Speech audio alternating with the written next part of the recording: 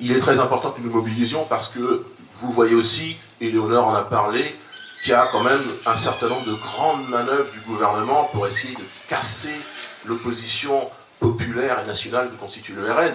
Et vous avez vu peut-être cette liste gilets jaunes bizarroïde faite de bric et de broc, avec une figure, une dame qui est sans doute sympathique, qui est une meneuse des gilets jaunes. On ne peut pas a priori contester sa sincérité, mais quand même on peut se demander si elle ne se laisse pas prendre dans un truc qui n'est pas très sincère, où on voit que dans la liste des gilets jaunes, qui s'intitule, qui s'autoproclame Ralliement de l'initiative citoyenne, RIC, qui récupère en quelque sorte le mot d'ordre des gilets jaunes sincères, le référendum d'initiative citoyenne ou populaire. On voit que sur cette liste, il y a quand même des gens d'En Marche, des gens de l'UDI.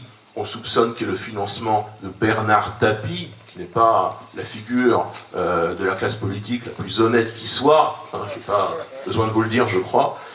On peut se dire que cette dame se fait naïvement, je ne pense pas, ou insincèrement prendre dans des filets qui sont très étranges, très obscurs, très opaques, et qui ne correspondent pas, par ailleurs, à ce que souhaite la majorité des gilets jaunes, qui sont des gens apolitiques, qui sont des gens ordinaires, qui se méfient de la politique des syndicats et des partis.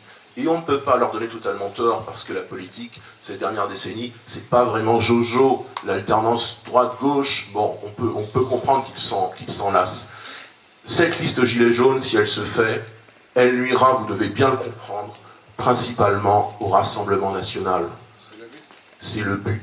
C'est le but du gouvernement. Il y a toujours eu comme ça, on va faire un exposé historique, mais il y a toujours eu comme ça aux élections européennes, des petites listes bizarroïdes qui font 5-6% à la fin et qui enlèvent généralement des voix au RN, au FN de l'époque.